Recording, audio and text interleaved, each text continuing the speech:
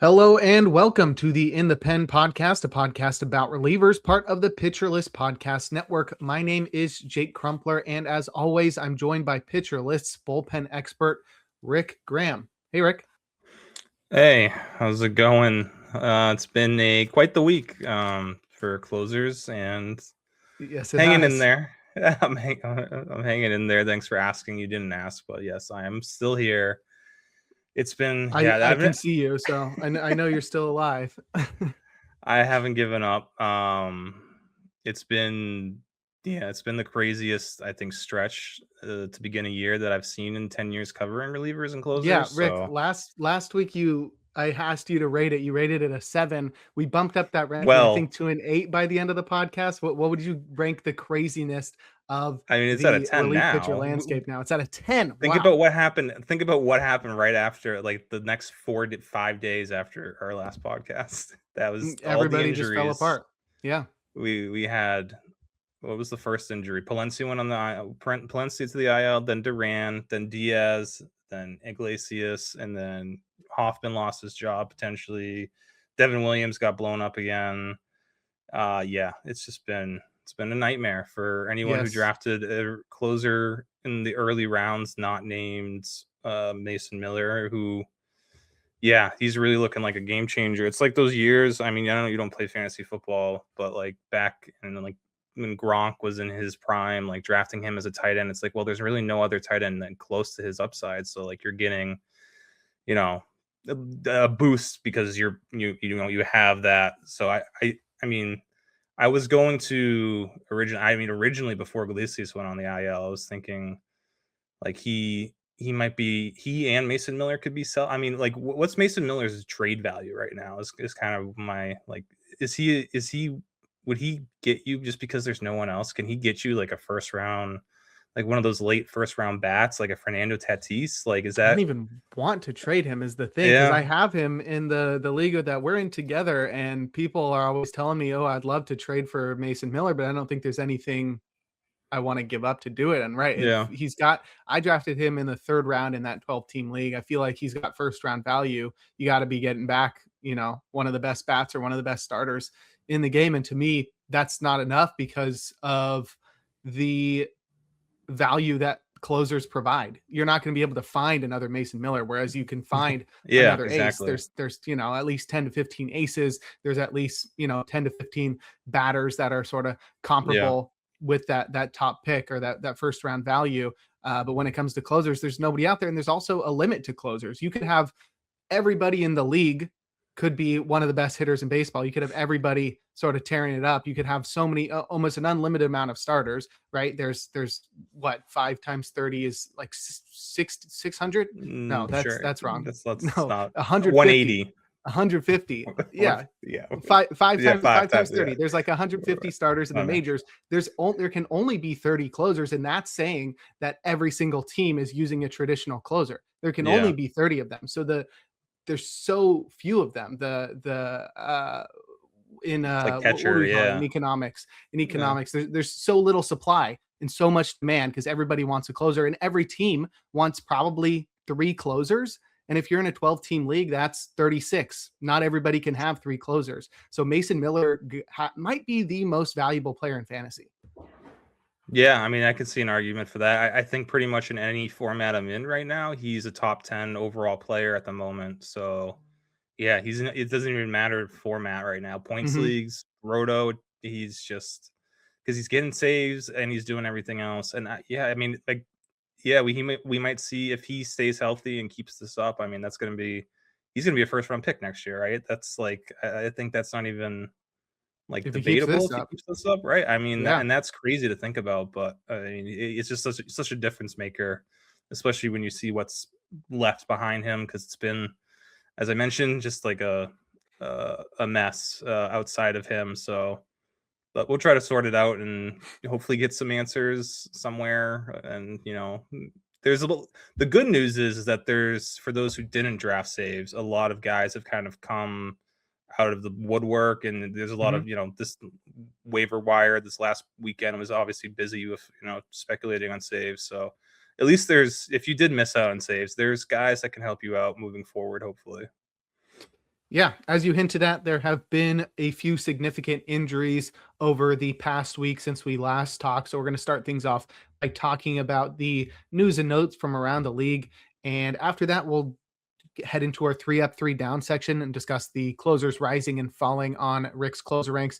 And then today we're going to talk about some early season breakouts, some guys that could be closers in the future or are currently under rostered, but it's mostly guys that have reached a new level or have sort of emerged as legitimate relief aces for their respective ball clubs. So we'll focus on those guys at the latter end of the podcast. But first, let's talk about some news and notes, starting with transactions, as Josh Hader, who's out with a biceps injury, was transferred to the 60-day IL. That means he can't return until late May at the earliest.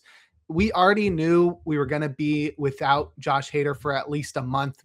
Neither of us expected him to return before May. I think we both assumed it would be around mid-May, but now it's trending towards late May at the earliest and probably something like June. Yeah. I mean, if everything goes well, which it probably won't, it sounds like he'll be back right when he's available, which is what, May 23rd, I think's the date. Yep, but it's the Astros. Yeah, and I mean, so far everything's gone well. And yeah, I mean, for both the Astros need him, and if you're still holding on to him in fantasy, you obviously, unless you have Mason Miller, you definitely need Josh Hader because that's just how it is right now. So yeah, I mean, it's tough that we have to wait. I thought it would be back by late April. It's been a weird injury that they just, again, the Astros are just so, I don't know what the word is, but like they just don't give you the information on injuries that you need. They're just very coy about it. Like it's like you knew he was going to be out that long, but the way that they talked about it, it's like he was supposed to be back in the playoffs last year. They talked like if they had made it to the round, like second round, they're like, yeah, we'll probably have Hader back. Like, no, like obviously you wouldn't have if he's still not ready. No. This is a year-long injury, so yeah. That's the other thing is I guess Hader's velocity has been pretty good in his. I mean, it's not where it needs to be at, but it's been, for the ramp up, it's fine where it's been, I think like 92, 93 is what I saw. So yeah, I mean, you're just hoping that he comes back healthy and has no more, setbacks or any setbacks because that could keep him out a while. And it's frustrating stashing him. I mean, especially if you don't have an IL, if you're in like an NFBC format and he's just taking up a bench spot, but I think you have to, especially in this current climate. And the fact that the Astros have had no one step up, and not that like even if Brian Brady was pitching lights out, I don't think he was gonna, steal that role from Hader. But still, it's they need Hader desperately there. Yeah, it's been the Eniel De Los Santos show, and even he hasn't been unscathed as he blew a save earlier this week. I don't even know if it was a blown save. I think it was a hold, and he got a loss because Brian King came in after him and got the blown save. So neither of those guys have been safe, but it looks like De Los Santos is going to get the majority of the saves. He's got 3 right now. So I think he's worth rostering in the majority of the leagues. It's not going to be spectacular, but I don't think it's going to be terrible. There are worse closer options at the moment. Sticking in the AL West, the A's optioned Elvis Alvarado to the minors, recalled Mason Barnett, and then subsequently optioned him to the minors in deference to left-hander Brady Basso. Alvarado was one of the best A's relievers last year, 3.19 ERA and a 27% strikeout rate in 42 1/3 innings, but his command has been all over the place this year. 16% walk rate, 4.5% strikeout minus walk rate. Not ideal, and that comes with an 8.38 ERA. So hopefully the return to the minor leagues allows him to get back on track. It doesn't look like that's the case. I think he walked a couple batters in his first. No, he walked one batter in his first AAA appearance. So not terrible, but the control is all over the place. And I think all hope that Alvarado has some sort of breakout campaign that forces the A's hand into using him as a closer or even a high leverage reliever. I think that's sort of out the window at this point. Yeah, I mean, they could still use like ultimately, obviously, the stuff is way better than Joe Kunal has, but it's the command's just not there at the moment. And yeah, maybe, the command doesn't always work out for everyone. So we'll see. Hopefully he can figure some things out in AAA. I mean, Jack Perkins looks really good right now for them. Mhm. I don't know if we're gonna end up talking about him, but we should shout out Jack Perkins, who probably has the best stuff in that bullpen right now. Him or Justin Sterner, but Sterner hasn't been as consistent. I think Perkins should have a chance to take that role eventually. That's my new dart throw, or new hope in Sacramento, is that Jack Perkins can just take that role and run with it. But Yeah, he sort of got like Ben Brown disease where the A's don't want to use him I know it's as multiple a innings. right. It's multiple Yeah, innings. I don't think they've given up on him as a starter. He's got reliever stuff. He's got reliever control. I think Perkins is somebody who's better in the bullpen, but will they give yeah. him that opportunity, especially as Joel Kuhnel just gets all of the luck from the gods in Not terms the of other travel? night. Yeah, No, took yeah. his You got first loss, but still 2.35 ERA, but he's getting by with a 10% strikeout rate.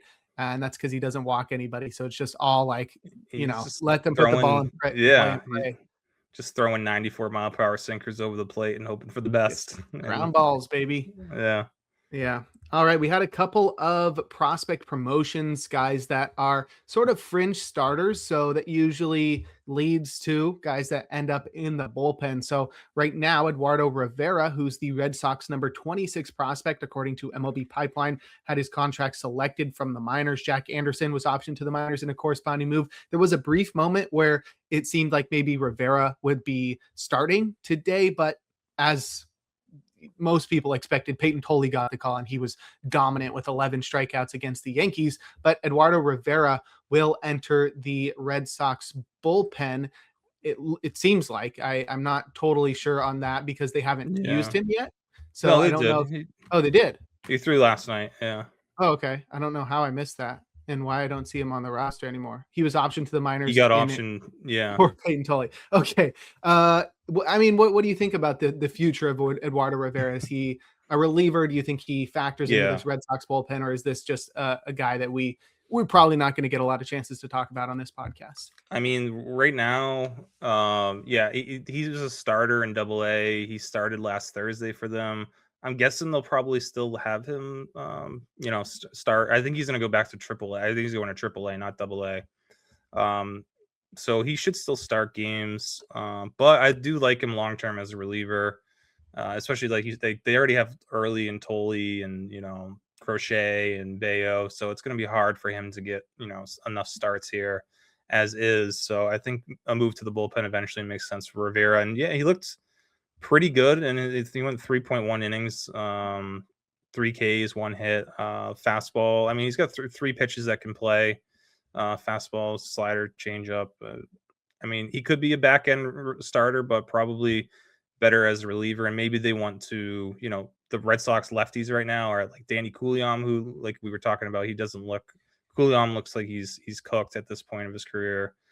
Giovanni Moran, who's very hit or miss, and they have Sammy Niago, who comes up every now and then. I think he's on the roster now, but I Mm-hmm. think Rivera has way more upside than those three. So if they want to, fast track Rivera to the majors, definitely the bullpen route's the way to go, and he's got stuff to play there. Yeah, and it's not really clear how much depth the Red Sox rotation truly has because I think this offseason when they signed Ranger Suarez and they traded for Sonny Gray, it seemed like, oh wow, they've just got way too much depth. What are they're going to do with guys like Connolly Early and Ranger Suarez? But the injuries have sort of solved that because I don't really trust their minor leaguers like Jake Bennett or Tyler Uberstein. They don't really seem like Bennett's been good though. okay. Yeah, Bennett's been really good. I know. I feel like he might be more of a reliever too, but he has started off the year really good. But yeah, Right. Uberstein's not like a big prospect or anything. He's Yeah, just a not like a guy. Yeah, rotation mainstay, but then the rest of their depth is all injured. And so you can't really yeah, bank on those guys, especially as they just hit setback after setback. So like, yeah, I think that's been going on with Cutter Crawford and Patrick Sandoval. And I don't think yeah. Tanner Houck's expected back this year. So, and Johan Oviedo doesn't even seem like a starter if he ever does get Yeah. healthy. So it, all of that rotation depth has sort of disappeared. So it's still possible that Eduardo Rivera is somebody that factors into that rotation if further injuries or ineffectiveness plagues them. It really does seem unlikely now that Brian Bayo is going to be somebody that the team feels like they can just trade or not change his role. much. Yeah, he's just kind of stuck as your 4th starter and hope for the best. Yeah, they sort of need him now. Yeah. The other prospect that was promoted was Kendry Rojas, the Twins' number 10 prospect. He was recalled from the minors to replace Cody Funderburk, who was placed on the paternity list. He threw a couple innings in relief of Connor Prelip, who made his MLB debut yesterday, and he looked pretty decent. A big fastball. He's got a slider and a changeup. What do you think the potential is for Kendry Rojas to have an effect on this pretty light Twins bullpen? Yeah, I mean, it doesn't. I think he might be sticking around for a little bit in the bullpen, so that's definitely more interesting. Yeah, he made his debut. He threw 2 innings, walked 3 guys, allowed 2 hits, no runs though, no Ks, no strikeouts. But yeah, 97 from the left side. It's not, it doesn't grow on trees, and he's got 2 solid secondaries as well. So, I guess the question is, and it doesn't look like he was starting in the minors this year anyway. So maybe they are transitioning him to the bullpen. Maybe seems a little premature because he does have 3 pretty good pitches. But if the command is really like that bad, then maybe just let him work things out in the bullpen for now. Mm-hmm. But obviously this bullpen doesn't have a ton of upside or arm talent, so Rojas would at least give them some of that.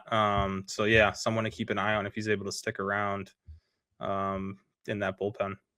All right. Well, 2 lefties with potential to be pretty cool relievers in Eduardo Rivera and Kendry Rojas making their MLB debuts yesterday. Now let's talk about some significant injuries, starting with Daniel Palencia, who was placed on the 15-day IL with a lat strain. Corbin Martin had his contract selected from the minors in a corresponding move, but Palencia was the Cubs closer, so that means we've got another closer off the board. Lat strain is usually pretty significant, so I wouldn't expect Palencia to return in the minimum time, but you never know. He was very dominant before this injury, but he wasn't getting any save opportunities. 1 save, but he had a 22.5% swinging strike rate. In the meantime, I think Caleb Thielbar is going to be the closer. Roster Resources co-closer with Ben Brown, but that's not happening. Right. Ben Brown just continues to be used as a multi-inning reliever, but Palencia out for at least a couple weeks, and Thielbar seems to be the top option. Unfortunately, Caleb Thielbar left Thursday's game with an apparent hamstring injury, which another big blow to a Cubs bullpen that is already without their previously top 2 setup men, Phil Maton and Hunter Harvey as well.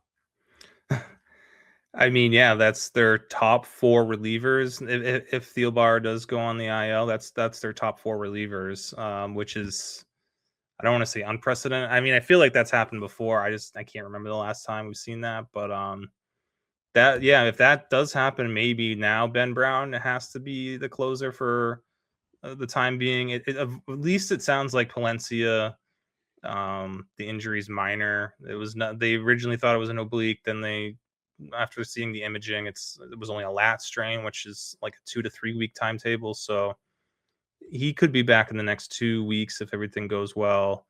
And it does sound like Maton and Harvey are kind of progressing, so those guys might be back soon as well. But Thielbar has been really good for them this year, and he was doing a good job filling in. I know he let up the home run today, but the hamstring might have been a factor. If he does miss time, then we're looking at 2 weeks of Ben Brown and Jacob Webb, and I don't know, maybe Riley Martin maybe as like some sort of committee closing out games. Not ideal at all. But I think I'll just be holding on to Thielbar where I have him, and probably not speculating if he does hit the IL, because that's not ideal. Just because it's very unclear. They really don't want to use Ben Brown as a closer, even though I think he would be the best option available. Next, we had Jhoan Duran head to the 15-day IL with an oblique strain. Seth Johnson was recalled from the minors in a corresponding move. Obliques can be tricky. This is a sport where you have so much rotational movement, where most of batting and pitching is required using your core, using your obliques to rotate your body. And when you have an oblique strain, it's like sometimes you get guys that return in the minimum time. Sometimes you have guys that are out 1 to 2 months. So you could see a wide variance in the return timeline for Jhoan Duran, who seemed like one of the only safe closers out there after pitching to a 1.35 ERA with 5 saves through his first 7 games. Luckily, the Phillies have a pretty deep bullpen, so Brad Keller will step right up into that closer role. He hasn't gotten a save yet, but I expect him to be the one the Phillies turn to. Oh no! Yeah. Of course he did. Yeah, they and I see they recalled Seth Johnson, is very intriguing. But then they sent him back down for I forget for who, and then they sent that guy back down, and now Nolan Hoffman's on the roster, and I don't know much about him.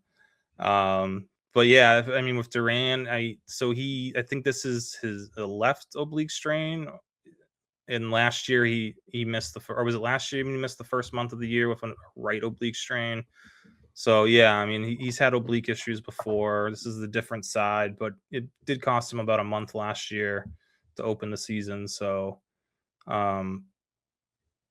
yeah, it could be tricky. They said it's minor, and he's already throwing, but that doesn't necessarily mean that he's like going to be back in the minimum time. So hopefully it's like only a 3-week stay, maybe 4 at most, which is a month, I guess. So yeah, I think, we'll see Keller fill in because they don't really have anyone else they can trust there at the moment. And I know Keller hasn't been good, but Alvarado's been really bad, and Kerkering is still kind of figuring things out, I guess. I don't know. He hasn't been great so far. Mm-hmm. That leaves like behind them, it's Tim Mesa, and that's probably not a guy you want closing out games. So yeah, between Keller, Alvarado, and Kerkering, one of those guys needs to figure it out in the next couple weeks for them. So Kerkering will definitely, or Keller will get the first shot, but we'll see. He pitched the 8th today in a tie game, and he allowed a run to let the Cubs take the lead, but then the Phillies tied it in the 9th, and then Alvarado pitched the 9th. He had a scoreless 9th, and then Tanner Banks took the loss, allowing a walk-off in the 10th. Okay. So I don't know. Maybe it's going to be a closer committee with Keller and Alvarado. Maybe they're sort of interchangeable versus different parts of the lineup. So yeah, Alvarado's really struggled. I'd love to see him be the guy, or at least for both of them to factor in. Yeah, they still trust him. Like they have not given up on Alvarado despite his numbers this year. So I mean, they can't. Mm-hmm. They really don't have any other options at this point. Right. So yeah. Oof. Well, the biggest injury that occurred was Edwin Diaz, who was placed on the 15-day IL, and it got worse as they announced that he will have surgery to remove loose bodies from his elbow. I think I saw the timeline was around 3 months. And I mean, I talked about it on the First Pitch podcast right before it happened, but I was like, Edwin Diaz's stuff is way down. He's got to be injured or something. And I wouldn't be surprised if the Dodgers are like, hey, if you have to miss the whole year, that's fine, because we're still going to make the playoffs and you'll be healthy for the playoffs. And that's exactly what happens. I don't think we're going to see Diaz back until it's late April now. So probably August. Yeah, my guess is late August. So he has time to ramp up for the postseason. That's right. So crazy. Give him a month. They'll be slow. They'll play it slow. Yeah, just as long as he's ready for October.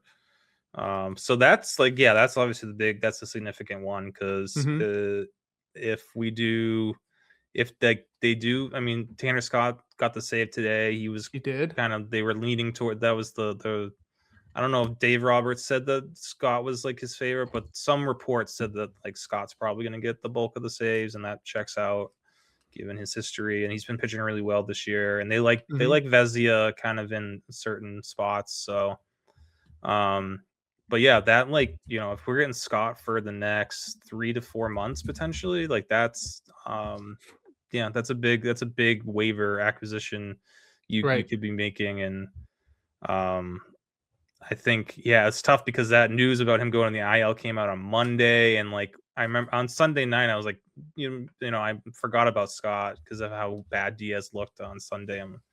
like, yeah, you know what, Scott should probably be in that like next tier of guys you should be looking to pick up. But like, yeah, that could be a game changer if you happen to pick him up. I'm sure he's not available in most leagues at this point.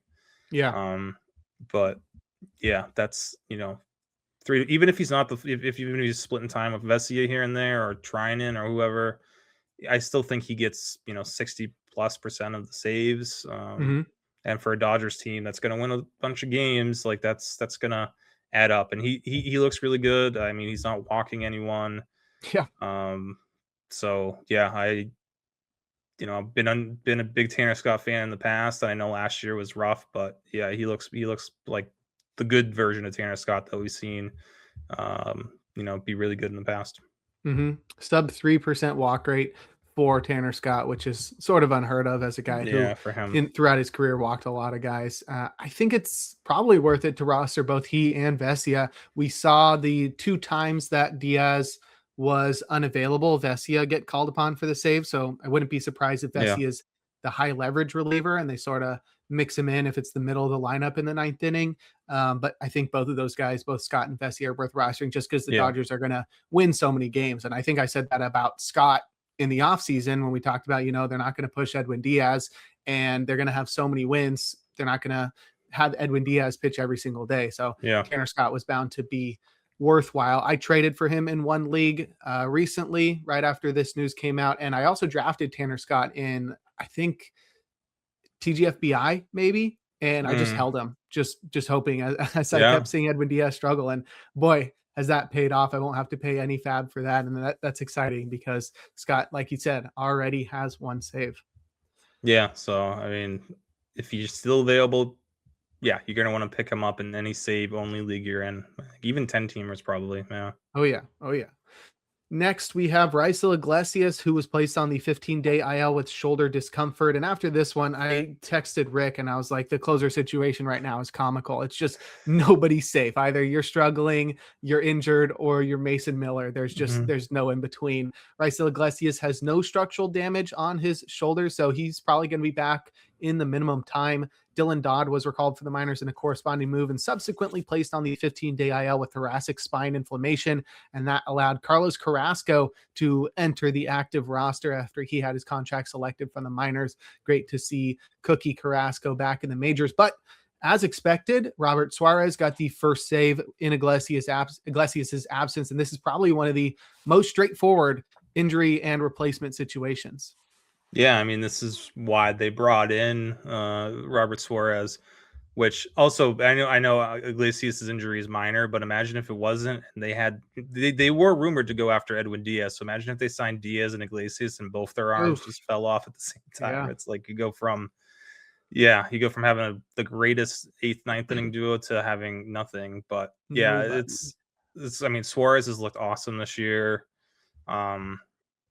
And I think Iglesias is not going to be gone long enough for Suarez to steal his job yet. But I still, I think I said that Suarez was going to have more saves in the preseason. And I still think that that's possibly the case. I know Iglesias looked awesome leading before the injury. I'm just not, I don't know. He's just throwing like these 93, 94 mile per hour sinkers over the plate and the command's not even that good. I don't know. He gave up on his slider completely after it got hammered last year, which I guess I understand, but I don't know. We'll see how things work out long term with Iglesias, but I think Suarez is someone you still want to roster even when Iglesias returns, just to see how things shake out. Yeah, what does Iglesias even throw to right-handers? Just all fastballs. Just 4-seam sinker. 72% fastballs. It's not even a good fastball. I don't know. It's interesting. But yeah, we'll see how it plays out, because he's going to have to either rely more on his changeup against righties or start bringing the slider back eventually, because I'd imagine hitters are going to start just sitting on his sinker and fastball, and those pitches aren't good enough to blow. I don't know how his strikeout rate is what it is right now, but big swinging strike rate. So I know that sort of supports it. It's pretty crazy though. It's maybe he's hiding the ball really well. I don't know. It's very interesting. Playing mind games. Our last injury was Robert Garcia, who was placed on the 15-day IL with shoulder inflammation. Peyton Gray was selected from the minors in a corresponding move. Garcia's fantasy relevance had sort of faded since the beginning of the season. Just 2 holds, no saves. He's been decent, but sub 20% strikeout rate, mid 3s ERA, and Jacob Junis appears to be the clear-cut closer right now in Texas, even though the usage is weird. He's only got 3 saves. There haven't been a lot of opportunities, but there's nobody pushing him for that role. So I think Robert Garcia injury really doesn't do much to the Rangers bullpen anymore. No, I mean, Jacob Latz kind of already took over as the top lefty there. He's looked really good. Probably did I put him? I didn't put him on our breakouts, but yeah, Latz has looked awesome, and even like especially his velocity the last game out, he was throwing 95 plus, which is good to see. And yeah, I think Latz might be the answer to their close. I know no one wants to have a lefty in the closer role, but what did we just talk about? Was it last week where we were like, there's only 2 lefties, but now we have Tanner Scott. We could get some more in the next. Honestly, I think, Latz should get a chance in Texas. I think Daniel Lynch should get a chance in Kansas City. There's probably more lefties that could deserve it. But, yeah. And then Garcia should have been the closer. But, yeah, he has not been the same guy. The command's been the biggest issue with him. Probably just the shoulder being, having some issues there. So I don't know who Peyton Gray is. I just tried to look him up, and he's 30 years old, and he's never pitched in the majors, but he has really good numbers in AAA. Yeah. So interested to see what he looks like when he appears. Yeah, last week we had 1 lefty closer in baseball. That was Aroldis Chapman, but it's tripled now with Caleb Thielbar and Tanner Scott taking over close roles. So that's cool. Definitely a little wrinkle in the closing situation. All right, let's take a quick break, and when we get back, we'll run through some news really quick and get into the 3 up, 3 down section here on In the Pen. And we're back. Jake Crumpler here with Rick Graham discussing relief pitchers. Run through some quick news. Andrew Kittredge, who's out with shoulder inflammation, resumed his rehab assignment last week. Kirby Yates, who's out with knee inflammation, moved his rehab assignment to AAA, so he's nearing a return. Edwin Ucera, has been out with a shoulder injury. He'll be shut down 2 to 3 weeks after being diagnosed with a shoulder strain that's different than the shoulder impingement with which he entered the IL. That guy can't catch a break. Garrett Cleavinger is out with a calf strain, and he started a rehab assignment. And lastly, Phil Maton, who's out with knee tendonitis, will begin a rehab assignment on Friday. So by the time you're hearing this podcast, Phil Maton will be rehabbing in the minor leagues. Any one of these guys you want to have an opinion on? I know Kittredge had a really rough outing this week. I haven't really looked at numbers and if his stuff's been way down or whatnot. Kirby Yates did not look great. I think he allowed a few runs last night in AAA, and his velo, he's throwing like 90 miles per hour at this point, which he's not a big velo guy, but usually he's around like 92, 93 at least. The Ucera news is tough. That's now that he's got 2 shoulder issues. I don't know when we're going to see him, if ever this year. The Rays definitely need Cleavinger back. Hopefully his rehab goes smoothly, because they need a lefty, especially in that bullpen. And like we said with the Cubs bullpen, hopefully that Phil Maton rehab goes quickly and smoothly, and he can return, because if they lose Thielbar, they'll need Maton back, and that's a tough situation to be thrown right into the closer role coming off your rehab assignment. But he'll probably need to be the closer if he's healthy. All right. Well, that will wrap up our news and notes from the past week. Now we can head into our 3 up, 3 down section, where we discuss the closers rising and falling on Rick's weekly closer ranks, which you can find over on pitcherlist.com. Let's start with the risers, beginning with Pete Fairbanks, who had a good week, recording 3 saves. He's up to 5 saves on the season. The ERA, not good at 7.27, but all the underlying metrics suggest that Pete Fairbanks has reclaimed the upside that we thought he had lost. His strikeout minus walk rate right now is 33%. Yeah, and it's those 2 weird games that are, blowing up his ERA. The game where he started because he had to go on paternity leave, and then he didn't pitch for 9 days, and he came back and threw the 8th inning. And you take away those 2 kind of weird outlier outings, I mean, he's been awesome. and I moved him up to number 2 because I don't know who else. I don't know who else there is. Crazy. What? I mean, it's Kate Smith and Munoz have not looked great. I mean, what am I going to put O'Brien or Seawald up there? I mean, it's too soon for that.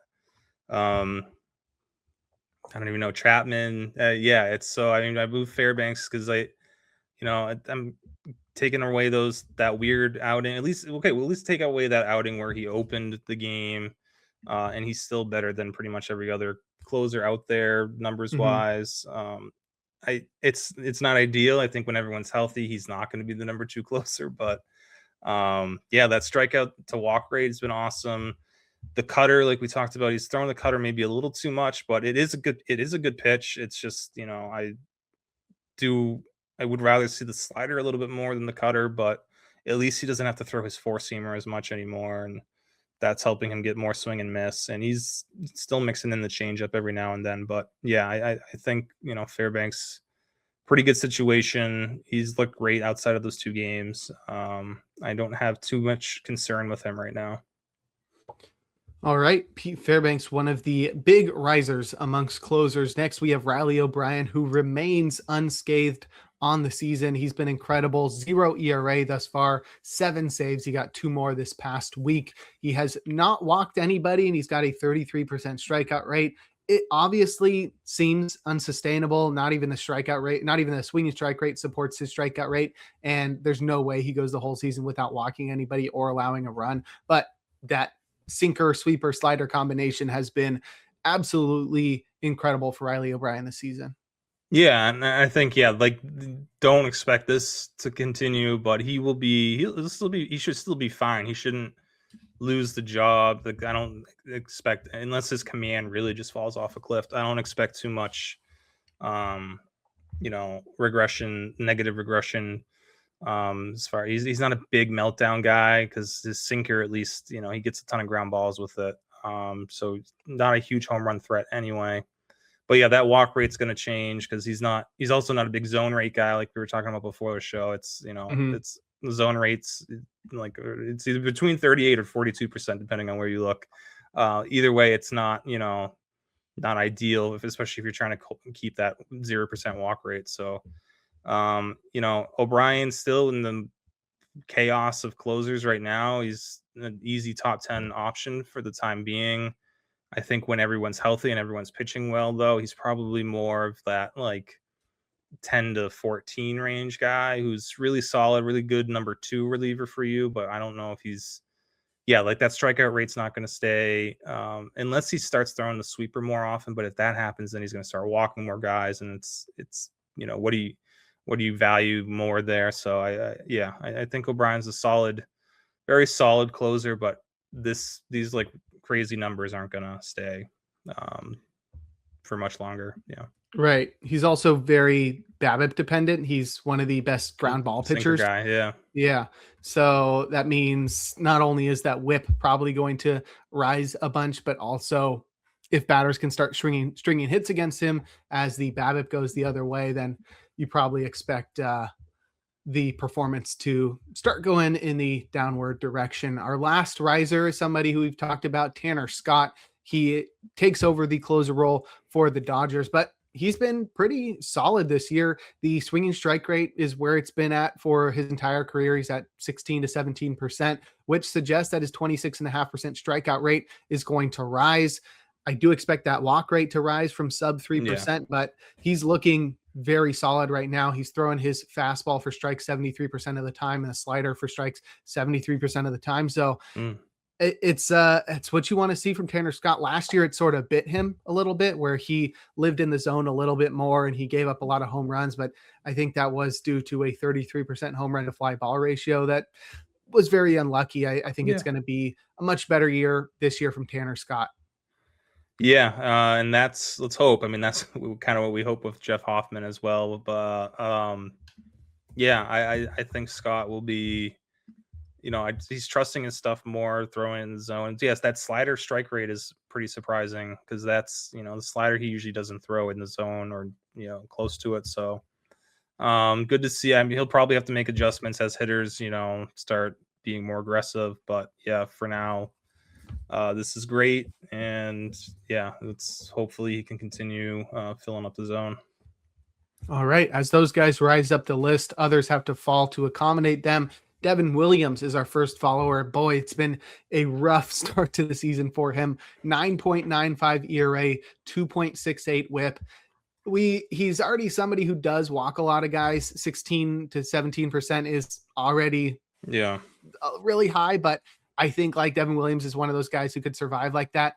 He's got a 588 BABIP against right now, which is absolutely ridiculous. The guy has been so unlucky, but that being said, it's like you gotta show something good. Your stuff is declining. The separation between your fastball and changeup is getting smaller and smaller in terms of movement. And that might be the biggest problem, but he's clearly been unlucky. This is not the Devin Williams we're going to see, but you still have to start questioning like how long can he do this, because this is a continuation of what we saw last year too, where he just struggles to keep batters on base and off base. Yeah, it's that the fastball is fine. I mean, the fastball velo's down a mile per hour, but it's mostly the same pitch from last year. Mm-hmm. It's fine. It can be fine when his changeup is working, but his changeup is not the same. That's the concern. And he's got that weird, obviously the airbender. He's got the high spin rate changeup, and the spin rate's down like a lot. It's down like 200 RPMs. It's up 2 miles per hour, which you don't want to see the changeup go up 2 miles per hour, especially when the forcing velocity is going down. And it's the movement profile is not the same. It's not as good. It's that whole changeup's a mess, and that has me more concerned than just like the bad luck, because like if he obviously that's his pitch, the changeup needs to be elite for him to be elite, and if he doesn't have feel for it or whatever's going on, like that's a huge concern. So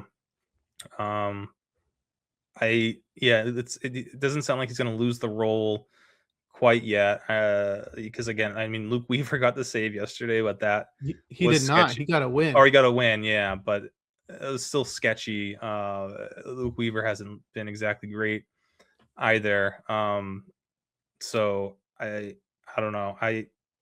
Just that changeup, man, that needs to get better, and I don't know if that's something that he can fix in the next couple days. So that's concerning. I guess you can stash Luke Weaver, but there's more interesting, I think, guys to kind of stash at this moment than Luke Weaver. But yeah, I'm definitely concerned with Williams and that changeup.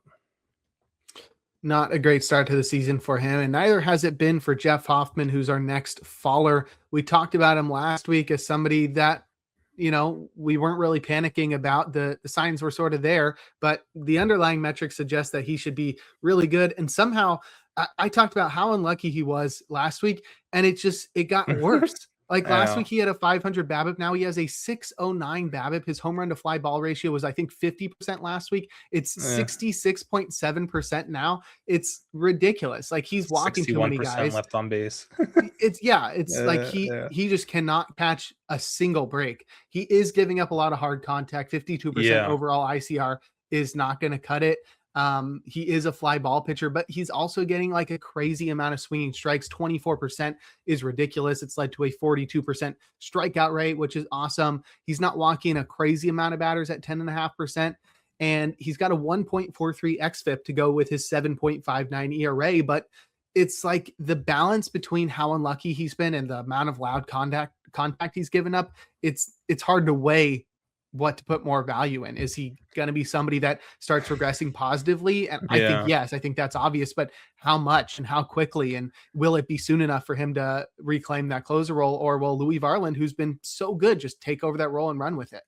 Right. I mean, that's the thing is like, I wish it was just one pitch that was having issues with him. Like, it's the fastball is getting hammered again, but it's the splitter's getting hit hard. The four seamer's getting hit hard. The slider's kind of getting hit hard too. I do. I mean, obviously he's going to be better than this. You look at the strikeout minus walk, swing strike. Yeah. But yeah, it's you have two things that are an issue is that Louis Varland's been like Louis Varland's probably been the second best reliever in baseball to start the season outside of Mason Miller. So I think the Blue Jays would be crazy to not let him get a chance to kind of run with that closer role. It's not the worst. I mean, Hoffman's, like we've talked about in the past, and the Blue Jays even talked about it this offseason. They were kind of in on potentially getting an actual closer, moving Hoffman to more of a different role, like fireman role that he kind of had in Philadelphia, maybe. So yeah, I mean, this might not be the worst thing for Hoffman and Blue Jays ultimately down the line, but if you rostered Jeff Hoffman and drafted him, it's obviously not great for you. Hopefully, you're able to, at least handcuff him with Louis Varland at some point in the past week. Because we got Varland got the save. What was that, Tuesday night maybe? Mm-hmm. Yeah, one pitch. Yeah, he came in to save Hoffman, and they didn't commit to him as the closer. They didn't commit to Hoffman as the closer, so that's never a good sign. Mm-hmm. So yeah, I think you still want to roster. You want to hang on to Hoffman for a little while, see how things play out. But yeah, Varland is the favorite right now for saves here, and that could be a year-long thing. The way Louis Varland's got ridiculous stuff too. He's pitching well right now. He's got better command than Hoffman does at the moment. So yeah, that might be tough for Hoffman to come back from. All right, our last faller is Victor Vodnik. I have to admit, I've not been paying a lot of attention to Victor Vodnik. I just saw he had a bad outing today. Just 2.2% strikeout minus walk ratio. I mean, basically any closer should be a faller at this point. There's very few that are rising, so I don't blame you on that one. But yeah, Victor Vodnik's an easy one. Oh yeah, he allowed 5 earned runs and a save chance today. Nice. He's not even safe. I don't even know. That wouldn't have been a save. Well, either way, yeah. I mean, just a reminder not to roster Rockies relievers. That was a save chance. Yeah, it says a blown save, but if he had, because they went, the 5, they went up by 2. Okay, so it was, he had a 3-run lead to work with, and wow. So now he has a 7.59 ERA, pretty nice. Don't roster Rockies relievers, no matter how good they look. And just don't. Seth Halverson's back. I saw that. It's not as interesting as it should be because it's Colorado. Yeah, I know Antonio Sensatella looks great, but like I just don't buy it.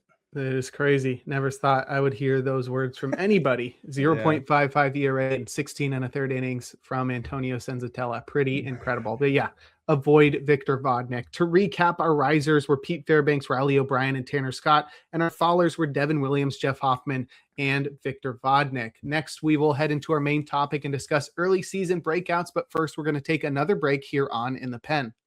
And we're back. Jake Crumpler here with Rick Graham on In the Pen discussing relief pitchers. Let's talk about some early season breakouts. We've had so much craziness in the closer situation that we haven't really had time to pay attention to, these emerging relief pitchers that sort of become the guys we talk about a lot in the latter portion of the year as we start looking for closer replacements and, we start looking forward to 2027 and who might be some of the best relievers in the following year and which guys we can really believe in. So let's try to take an early stab at, who are those breakout relievers and can they keep it up? And I think Anthony Nunez is probably a great guy to start with because that's a guy we have never talked about before. This might be his rookie season. For all I know, it is his rookie season, and he has been great thus far. 1.46 ERA in 12 and a third innings. It's come with a 32.5% strikeout rate, and he's walked just 4% of batters. Incredible start to the season for the right-handed Anthony Nunez, and honestly, the whole Orioles bullpen has had a great year. But let's start with Nunez. Yeah, I mean, I think he's the best of the group, and I know. Rico Garcia's had a really good year as well. But I think like moving forward, I'm kind of more leaning towards rostering Anthony Nunez because the Braves they're willing to give him they've given him he got a save chance the other night. He's been pitching the Orioles. He's been getting save chances. He got a save chance the other night. He's been pitching the 8th inning. They're just because he's a rookie, they're like not shying away from him in high leverage spots. So that's great to see. And I think what puts him ahead of Garcia for me right now is Rico Garcia's velo has been down the last couple outings, and that kind of worries me. And the stuff hasn't been the same. But so Kittredge comes back. I don't know what happens, but I think Nunez has done enough. He should have. I mean, he has done enough to keep a high leverage role here, even with Garcia and the Yenier Cano resurgence, and Grant Wolfram's got a ridiculous K- walk from the left side for them. Mm-hmm. So they have a loaded bullpen at them. And Tyler Wells has actually been pretty good lately too. They have a pretty loaded bullpen. But Nunez is like, I think the stuff's legit. The results have been legit. Definitely someone, if you're in save holds dynasty leagues, you probably want to be rostering him at this point. He might transition he's got starter stuff. He could be a starter, next year, but someone definitely to keep an eye on, if not roster at this point. I was going to say the same thing about him being a starter because he does have that full complete arsenal where he has two different approaches versus different handedness, where he's throwing sinker sweeper versus righties, and he throws no sweepers versus lefties, focusing on the changeup and four seamer. Both of the fastballs are great. Sinker gets a ton of grounders. Four seamer has pretty solid shape with 18 and a half inches of IVB at 97 miles per hour. The changeup gets a ton of whiffs, and he's thrown, no way. He's okay. That's versus right-handers. Okay. For a second, I was like, what am I looking at? I saw 100% strike rate on the changeup, and I was like, no way. No, that's just versus right-handers, but still throws a ton of strikes, gets a lot of whiffs with the changeup, and same with the sweeper. So it's a complete arsenal for him. It doesn't matter who he's facing, but Anthony Nunez, pretty dope. Grant Wolfram from the left side, he throw in mid-90 sinker, doesn't get a lot of ground balls on it, but he does get a lot of swings out of the zone, which is what you want to see. I think this is a guy that's probably more suited to face mostly lefties, just because of his that. Fastball's not great. Yeah, the four seamer is not great, but he's sinker sweeper, which is ideal for handling left-handers. So that's pretty cool, especially after they lost Keegan Aiken, and they literally have no other lefties in that bullpen. So that's huge for them. And then Rico Garcia, he's got a dope fastball too, 18 inches of IVB. He throws 95 to 96. That's pretty cool. And then he's got pretty decent command of a slider and a changeup. I do agree that Nunez is clearly the superior one of these three. And he's only 24 years old, so he can only get better as he figures out pitching in the major leagues. But man, that Orioles bullpen went from looking like a disaster when Kittredge opened the season on the IL, Keegan Aiken and Dietrich Enns got injured, and it felt like Yenier Cano was probably going to take another step back. But man, with Cano stepping up and Wolfram, Nunez, and Garcia breaking out, it's a very good bullpen, especially when Helsley is available. Right now he's on the bereavement list, but when he's there, it's a pretty complete Orioles bullpen. Let's go to a different bird team in the AL East and talk about the Blue Jays, where Jeff Hoffman's struggling, but they got other guys breaking out, and it's more so a continuation of breakouts that we saw from last year, which with relievers, you always have that concern, that question. Even a full season is a small sample size for a reliever. So if you have one season of breakout, you never really expect, they sort of got to do it again. Like with Brendan Little, for example, that was a huge breakout arm for the Blue Jays last year. He's not even in the majors right now because he's a guy who struggles with his control. However, Braden Fisher and Mason Fluharty were guys that broke out last year, and they're looking to continue that this year. However, Louis Varland is clearly the big breakout. He broke out as a reliever for the Twins last year, joined the Blue Jays at the deadline, was one of their guys that they used every day in the playoffs. Reminds me of who was that guy that the Dodgers used like every single game in the World Series a few years back? Brandon Morrow. Reminds me of Brandon Morrow. That's a throwback. They just used Varland every single day in the postseason, and that hasn't hurt him because he's been incredible this year. 41% strikeout rate, pristine 0 ERA. What's your take on Varland and the rest of this Blue Jays bullpen? Yeah, I mean, I love Fluharty from the left side. I know that the ERA is not great. He had some weird outings, but like the stuff really plays out. It's kind of like a left-handed version of like Phil Maton, where he's throwing like his cutter as his four-seamer, or his four-seamer as a cutter, whatever. And then he just backs it up with a sweeper. But that cutter really plays up at the top of the zone for Fluharty. And it really is kind of left-handed Phil Maton, with maybe even a little extra velo, which is very nice to see. And he threw a couple really good changeups this year as well. The thing with Varland, I mean, the changeup for Varland's looked a lot better this year. That's been getting some swings and misses that I think he wasn't getting last year.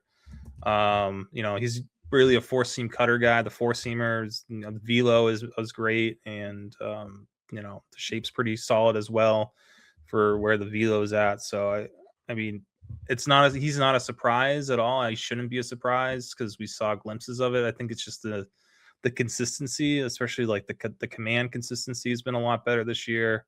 And it's fine. I mean, like, he's got a higher BABIP right now than he did last year, and like he's got a 0.85 WHIP and 0 ERA. So I'm totally in on this version of Louis Varland, and I mean, it just makes sense to be. If he's not closing now, he should be a closer in the future for sure. Yeah, I think the one thing I'd probably say about Varland is that he has the same swinging strike rate that he did last year, 14.3%, except his strikeout rate is 16% higher than it was last year. Last year he was at 25%. So I would expect him to settle in closer to that, maybe 25 to somewhere in between 25 and 30%. He's not going to be one of those 30 to 40% strikeout rate guys just because he doesn't get a lot of whiffs, but the ICR is way down, 29% this year. So I think we can expect him to ground ball rates up too. That's interesting. Okay. Yeah. That works 62%. It's been kind of rising. Yeah. But good infield defense behind him. So that could work. Right. And if you're getting weak contact too, that only helps matter. So I'd expect those ratios to improve from last year when he had a sub-3 ERA and a 1.20 WHIP. I think we could see those both improve, but I'd expect that strikeout rate to come down to a point where he's not, you mentioned him as maybe the second best reliever in baseball right now based on his performance. Yeah, I agree. But based on the future outlook, I don't think we can expect that sort of level of Louis Varland. Yeah, I'd say 30% K rate max, but if the walk rate stays, I mean, that's fine. We'll take it. All right, let's go to the Rays, where we thought Griffin Jax would be, just incredible this year. And it's been the exact opposite with an 8 ERA on the season. He's not striking anybody out. He's walking everybody. But luckily, Brian Baker, the trade deadline acquisition they got from the Orioles last year, has broken out and has been incredible. We saw him sort of break out last year with the Orioles, and that's, I think, what drew interest from the Rays, but they didn't really use him as one of their best relievers last year. And it felt like with Cleavinger, Ucera, and Jax all there in that Rays bullpen, that Brian Baker was sort of going to be forgotten, but he's taken over the closer role with 4 saves. He does have a 4.32 ERA, but the underlying metrics suggest he's got another level to reach. 19% swinging strike rate with just a 25% strikeout rate. He should be over 30% like we saw last year. I think if he holds this closer role, he's just going to keep rising up your ranks as regression hits and those strikeouts just start flowing. Yeah, and he still feels under rostered, and it's funny. I think someone asked me somewhere about like would you rather roster him or Abner Uribe, and I went back and looked at like Uribe and Baker since August 1st of last year, basically the same, like very, very, very similar numbers, like across the board. So Uribe is I guess a bigger name for whatever reason, but Baker, I mean, he's right up there with the best relievers, and that K rate should go up given his swing and strike rate. PLV loves him. The changeup's been awesome for him this year. He's been facing a ton of lefties, so he's been throwing that changeup a lot, but that changeup's probably his best secondary anyway. Even though the slider does grade out really well too. And I think it makes a ton of sense. We talked about him for a while now, and like, he's got the changeup, slider, fastball. He could be a closer. He can get lefties and righties out. So it makes a ton of sense for the way the Rays are using him. And it seems like even if Griffin Jax does figure things out, they keep using Jax in these 2-inning stints. So I think that I think they want Jax. I think they've kind of given up on Ucera helping them, or at least for the time being. So I think they want Jax to be in that Ucera role where he goes multiple innings. But getting the ball from whatever to just getting the ball to Baker is going to be the issue, and Cleavinger should help if he's healthy. But yeah, that Rays bullpen's been kind of a mess outside of Baker, and even Baker's had his struggles, but I'm not concerned about the ERA and WHIP, and I think he'll be good. All right. Next, we can go to Cleveland, where Erik Sabrowski has gotten more opportunity to show off his skills. I think there's been years past where we've talked up Sabrowski, but he just hasn't stayed healthy enough for him to really establish himself. But he definitely always had the potential, and he's been incredible this year. 41% strikeout rate to go with a 3 ERA. And honestly, it's all deserved. I think he's just one of the best relievers in baseball. That fastball comes in with nearly 19 inches of IVB with a flat approach angle at 94 miles per hour from the left side. And he's got a curveball and slider that both induce whiffs to support the fastball. Yeah, I think that's the thing this year is the health definitely helps, but those secondaries, especially the curveball, has been he's thrown in a little bit more. But yeah, he's one of those lefties who he could just probably dominate with just his fastball alone, and he's done it in a couple outings this year. But when he needs to pull the string, he's got that curveball and slider. Just three really good pitches, but that fastball is where it starts, and that's why I was so interested in him leading into the season, because I probably named 10 of those lefties, those like high IVB lefty relievers. It's like him, Vesia, Dylan Lee, like those dudes are just like, as long as they're healthy and throwing strikes, like those guys are very tough to hit. Even Teal Bar's in that mix too. They don't have to throw necessarily that hard, but just their fastball plays up, and from the left side, it's an added bonus. So I think. And these numbers seem pretty sustainable mostly. Yeah. So the walk rate would be nice to see that come down. That's the other issue with him. The command kind of comes and goes, but the stuff is undeniable. And he's pulling the classic Cleveland Guardians setup reliever, and he's leading baseball in holds. He's got 9 already, which is 2 more in second place. So I think we can expect that to continue. And I would suggest that Sabrowski is ahead of Hunter Gaddis on the Cleveland bullpen ladder, but Gaddis has been pretty solid in his small sample thus far. But I think Sabrowski is superior, and it seems like Stephen Vogt thinks that as well. Sticking in the AL, Daniel Lynch has finally broke out. This is a former top prospect starter that I think we had hoped would become a solid reliever, because anytime you see a failed top prospect starter become a reliever, you're like, okay, this is going to be cool. But it was really underwhelming, especially last year as he had his first full season as a reliever.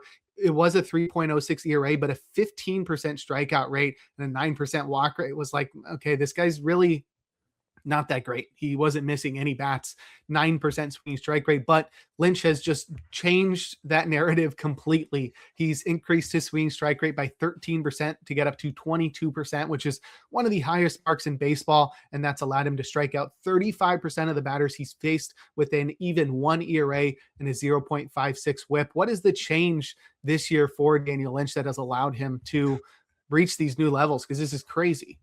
I was going to ask you that because I don't know. I'm looking like the stuff looks the same. The usage is more or less the same.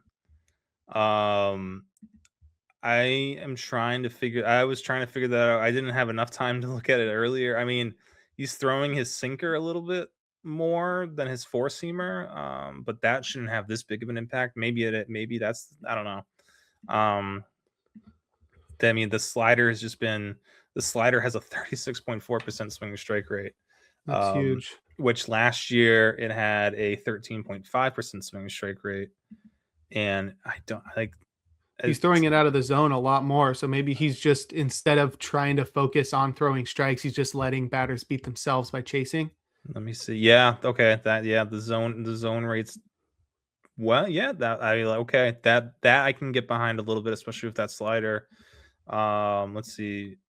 Yeah, that makes sense. I mean, the curveball getting away from the four-seamer is huge also, because that pitch is terrible. It is. He doesn't need to throw it. Yeah, he's throwing it slightly less, but he needs to just never throw that pitch at all. It's terrible. Yeah, the curveball's been really good this year too. He's throwing that out of the zone a lot more. The changeup is in the zone more, but it's working. I mean, it's all working. But yeah, I feel like it's probably just the sinker focus, which much better fastball than the four seamer, and then throwing his breakers out of the zone to force batters to chase. That works really well. Yeah, I wonder why that changeup is getting so many more whiffs, and it's probably just because he's throwing it for strikes more. He's throwing that one in the zone a lot, 61%, which is crazy, and it must be a hard pitch to hit because he's getting a lot of, I guess 16 Pretty inches good. of Yeah, horizontal break is really good. Yeah, it's got, I wonder too, it looks like the spin rate's down. Maybe it's like a little bit of a split change. But yeah, I mean, the stuff is pretty good. It's just, I think like you said, the slider and curveball more out of the zone, getting more chase on it. So hopefully that can continue as hitters adjust. But I mean, the numbers right now are really, just crazy through the roof. But and like that Royals bullpen has no one. So I feel like Daniel Lynch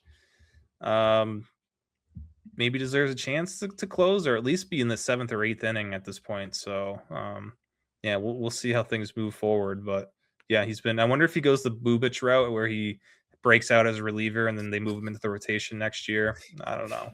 Maybe. Maybe. The Royals do be not letting us have nice things in the bullpen, but they really need them. They don't have a lot of good closers. I mean, Lynch's ratios are going to regress a lot. He's got a 111 BABIP. He hasn't allowed a home run. He's got a 33% left on base rate, which that's really unlucky. That is weird. That is really unlucky. That is weird. But he's not allowing anybody on base. So those ratios are going to go the other way, but the strikeouts should stick. He's been really good at inducing whiffs. All right, let's go to the National League. Let's start with the Giants and Keaton Winn, who appears to be the #1 breakout reliever in this bullpen. Caleb Killian has also been pretty dope, but I think Keaton Winn has surpassed Caleb Killian in that regard. He does have 4 holds on the season, a 2.79 ERA to go with a 37% strikeout rate. Yeah, I think Killian's been very inconsistent on a game-to-game basis. There are games where I look at it, I'm like, this guy's a closer. There's games where it's like, it's the control. Yeah, so I think Wynn's been a little bit more consistent. I mean, the 0.62 whip, that's great. That's obviously elite. K- walk over 30%, 18.2% swing strike rate to back it up, 5.22 PLV. It starts obviously with him. It's the splitter, and I don't love guys throwing splitters 60+% of the time, but Fernando Cruz can get away with it. Maybe Keaton Winn can get away with it as well. But it probably is going to lead to some volatility. Like those ratios are probably not going to be. Those are probably going to go up. But I still think the strikeout rate's probably going to be where it's at. I think it might come down a little bit, but the strikeout rate can be in the 30% range. This bullpen doesn't have a ton of, we talked about Killian's a little, hit or miss. Same with Blade Tidwell. Eric Miller is, a very volatile reliever from the left side. So Winn, there's a lot of volatility in this bullpen, but Winn might be the best of the group. And just has the better stuff and is a little bit less volatile right now. I mean, that walk rate is pretty good. We'll take that. I think as a high splitter guy, it's probably not going to stay below 10%, but everything so far looks pretty good. I mean, he's throwing that splitter in the zone 34% of the time, which is probably where most splitters, the starters are a little bit different, but for relievers, a 34% zone rate for a splitter is probably about right. So I mean, it's the splitter, and I wish he had something to throw against righties or something. He throws a slider 1% of the time. I mean, I wish we had something else there, but the splitter 4-seamer seems like it could be okay and good enough for him. Yeah, I think this is like one of the few exceptions where it's a guy who can always throw his splitter for strikes. He has a 64% strike rate on a splitter this year, and that's a career low. In his career, he's never gone below 68% strike rate on the splitter. So maybe it's just a pitch that he actually can command, and that's why the Giants were like, yo, why don't you throw that 60% of the time and see what happens? And the fastball isn't great, but he has added a mile per hour of velocity to it. He's throwing 96, 97. It doesn't have great shape, like I said, but I think it's a fine 1-2 combo. It's sort of like Kirby Yates a little bit, I guess, or like you said, Fernando Cruz, maybe a bit of Tommy Canely, who throws a changeup, but it's just a lot of arm side movement there. So doesn't have the velo. Yeah. Right. Yeah. So let's see what happens. I do agree splitters are volatile, but maybe Keaton Winn is one of the exceptions. I would love to see him get some continued high leverage opportunities for the Giants. He should be. Yeah. Sticking in the NL West, of course, the Padres got another shutdown reliever, Bradgley Rodriguez, who's got a very cool name and has also had very cool results this year. 0.73 ERA. Hasn't struck out a crazy amount of batters, 24.5%, but he does have a 14% strikeout rate, and he does throw hard, which suggests that there is more potential for Bradgley Rodriguez. Yeah, I mean, he's more of he throws hard, but that changeup's really his bread and butter. So not a splitter guy, but a changeup guy, and it's a nasty changeup. I get it. A lot of movement on that changeup, and he throws it at 89 miles per hour. It's like it's almost like a soft sinker. It's really nasty, and yeah, paired with his sinker, which is at 98 miles per hour, it makes him really tough to hit because you get 10 miles per hour of difference, and it's kind of the same. You're getting the same movement on it. So he has been mixing in this cutter at 10% of the time, which has also been a good pitch. And it's more of he threw it last year, but it's been better this year. So I think that cutter has made a big difference as well, having that wrinkle of something that goes, right to left on hitters. So it's tough, this bullpen, it's tough to find holds, especially when you get Estrada back healthy, but I don't know. Bradgley's been really good this year. I think he's been their second best reliever, or third. I mean, probably results wise, he's been their second best reliever. I think Morrillo's been unlucky, and he'll be fine. But I mean, Bradgley's been right there as well. So he's only 22 years old, but he should continue to, maybe not consistent holds chances, but I think he's someone, especially in dynasty leagues. He's young enough where, if you're rebuilding, he's a reliever you want to take a look at. The Padres are just so lucky that bullpen's incredible. Like, not only with Mason Miller, but Morrillo, Jason Adams back. They should get Jeremiah Estrada back from the IL in a few weeks, and if they make the playoffs, it's just going to be a very dominant bullpen. And that team's been really good this year. I think they were in first place for a minute, which is saying something considering they share a division with the Dodgers. But man, that Padres bullpen is lights out. Let's stick in the NL West and discuss Juan Morrillo, who I think we had hoped for in the past when he first got the call a couple of years ago, because he throws very hard and it was just about him getting opportunity. There's so many relievers in this Diamondbacks bullpen, and they just didn't want to give a young guy a chance. He made his debut last year, but he does throw 98 to 99 miles per hour. It's not like an incredibly shaped fastball, but it's good enough with the arm angle that he's throwing at. Yeah. And the velo as well.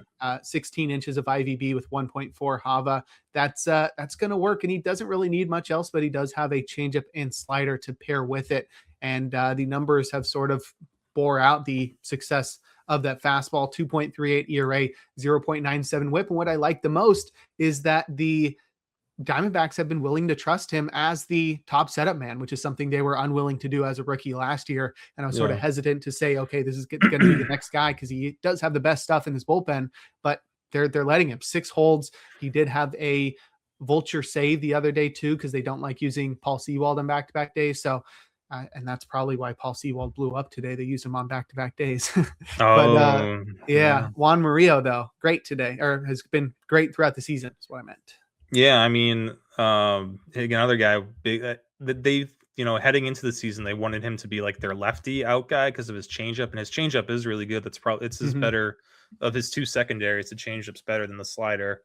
So yeah, he's been really tough on lefties. I mean, he throws that thing at 93 miles per hour, and it's got a ton of break and dip to it. But yeah, the slider's pretty good too. I mean, he can get righties, the 4-seamer. I mean, yeah, he's a 3-pitch guy, and I know, right now Sewald's the closer there, but that's, who knows? I mean, and there's really no one else behind Morrillo at this time. I mean, Ginkel's been pitching a little bit better, but I don't really trust that. And Loizaga, I don't trust as much anymore. So, I mean, anything happens to Seawald, Juan Morrillo should be in line for some saves. That combo really can play against any lefty or righty.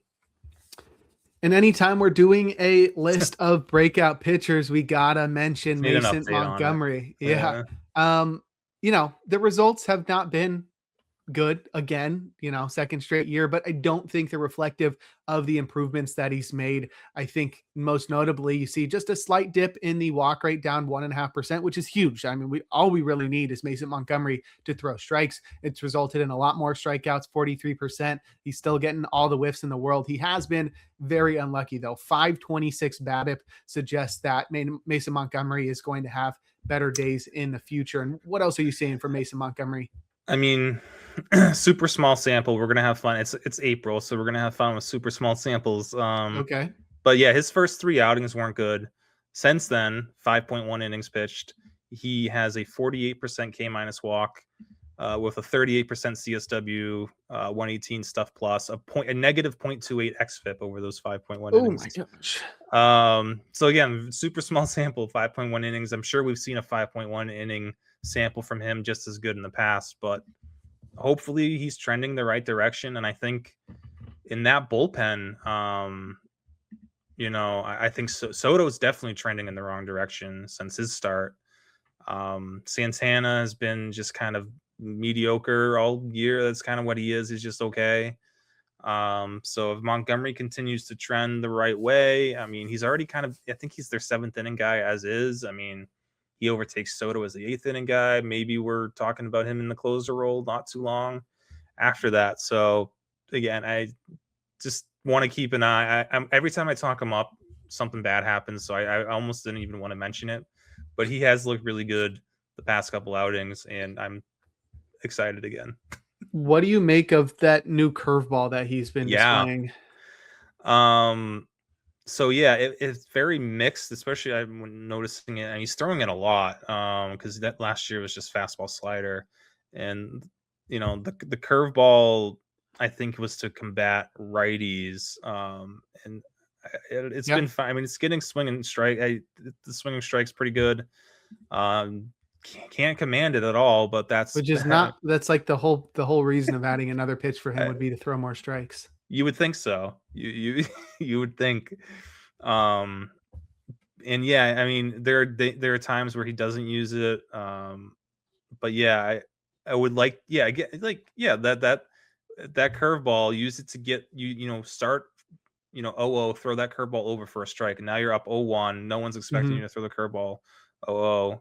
And now you can use you can throw your fastball up in the zone. You can do some different things. So yeah, I would ideally like to see him throw it a little bit more for strikes. He is kind of using it strictly as a put away pitch. Well, maybe not. He's 71% early count rate. But he's just not throwing it in the zone. It's a 24% zone rate. He's trying to go back foot, and like you mentioned, he just needs to flip it in there. Yeah, he is trying. He is trying to do that. It's just not working. So yeah. The movement is so close to the slider, though. It's weird that they would even go with that. Like, honestly, throw a cutter. Like, just be like all the other dope lefties, like Garrett Crochet. Just throw a cutter. I think that might be next. That might be the next move with them. Yeah, especially with his velocity. Yeah. Throw like a 92 mile per hour cutter. That would be pretty filthy. In on righties, that'll work. Yeah. So that's probably the next move. But yeah, I mean, we got the 4-seamer still, and he's, that zone rate is high. I still, I maybe is it too, I don't know. I'm cautiously optimistic with him moving forward, but we'll see. It's always, you never know. He could let up 2 home runs and walk 4 guys the next outing. So don't get off the train, Rick. It's going to happen at some point. I'm on the train. I'm never getting off that train. Just Rick is the conductor of the Mason Montgomery train. I don't want to speak highly. I don't want to say anything positive, because when I do, bad things happen. So I apologize in advance for his bad weekend that's coming. Sorry, Mason. Yeah. All right. Well, that will do it for this episode of In the Pen. Rick, why don't you go ahead and plug your socials and anything else you're working on? Yeah. You can find me on socials at I am Rick Graham. Currently doing, streamer and roundup reliever stuff every day. Reliever rankings came out on Thursday this week, but moving forward, they will be out on Tuesday. And that actually brings us to a programming note of ours, which we maybe, our show might be switched to Wednesday mornings instead of Friday mornings moving forward. So rearrange your whole schedules, everyone. Take off work on Wednesdays. Right. Yeah, no more Fridays off. Take your Wednesdays off now for us. But yeah, we're basically switching with Hacks and Jacks. They'll be out on Fridays now. Gives them more time to do what they need to do and have their show right the same day as the hitter list comes out. So that works out for all of us, that the fresh list right into the podcast, and you get the most up-to-date news and rankings. All right. You can follow me on socials at Jake Crumpler. You can follow the pod at In the Pen Pod. I've been doing a lot of work over on X. You can find my daily starting pitcher streamers and breakdowns of every single starts via the pitcher list player card. So go give me a follow if you're interested in that. It's like Nick's stuff, but less nonsense. Whoa. No, I'm joking. More digestible. We're on social media. It's on X, so it's right. Little TLDRs. That's right. So go give me a follow at Jake Crumpler over there. I'm doing the First Pitch podcast 4 days a week, so you can listen to me there, and then you can find more of my work over at Baseball HQ, where I do playing time analysis for the Diamondbacks, Giants, and A's. But you can find all of my work at crumplerbaseball.com. But that will do it for this episode 157 of the In the Pen podcast. We'll talk to you all next week.